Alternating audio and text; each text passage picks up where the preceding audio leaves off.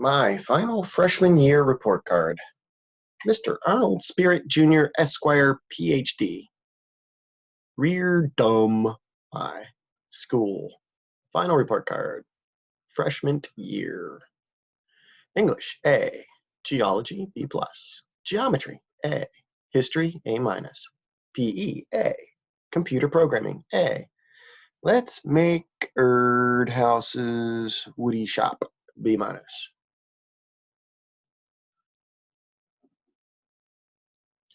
Remembering.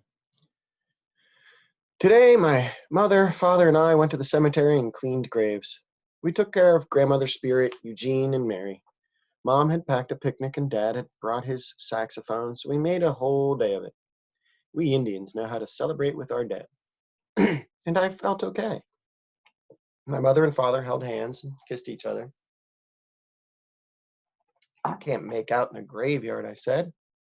Love and death, my father said. It's all love and death. You're crazy, I said. I'm crazy about you, he said, and he hugged me. And he hugged my mother, and she had tears in her eyes. And she held my face in her hands. Junior, she said, I'm so proud of you. That was the best thing she could have said. In the middle of a crazy and drunk life, you have to hang on to the good and sober moments tightly. I was happy, but I still missed my sister, and no amount of love and trust was going to make that better. I love her, and I will always love her. I mean, she was amazing. It was courageous of her to leave the basement and move to Montana. She went searching for her dreams, and she didn't find them, but she made the attempt. And I was making the attempt too. And maybe it would kill me too, but I knew that staying on the res would have killed me too. It all made me cry for my sister, and it made me cry for myself. But I was crying for my tribe too. I was crying because I knew 5 or 10 or 15 more Spokanes would die during the next year, and that most of them would die because of booze. I cried because so many of my fellow tribal members were slowly killing themselves, and I wanted them to live. I wanted them to get strong and get sober and get the hell off the res. It's a weird thing. Reservations were meant to be prisons, you know? Indians were supposed to move on to reservations and die. We were supposed to disappear. But somehow or another, Indians have forgotten that reservations were meant to be death camps. I wept because I was the only one who was brave and crazy enough to leave the res. I was the only one with enough arrogance. I wept and wept and wept because I knew that I was never going to drink, and because I was never going to kill myself, and because I was going to have a better life out in the white world.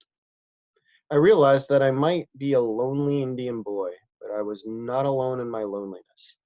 There were millions of other Americans who had left their birthplaces in search of a dream. I realized that, sure, I was a Spokane Indian. I belonged to that tribe.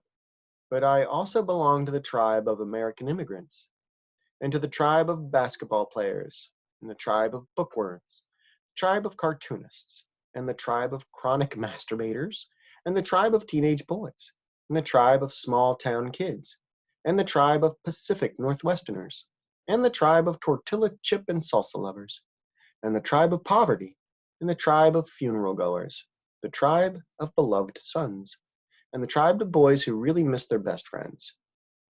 It was a huge realization, and that's when I knew that I was going to be okay. But it also reminded me of the people who were not going to be okay. It made me think of Rowdy, and I missed him so much. I wanted to find him and hug him and beg him to forgive me for leaving. Boys can hold hands until they're 9.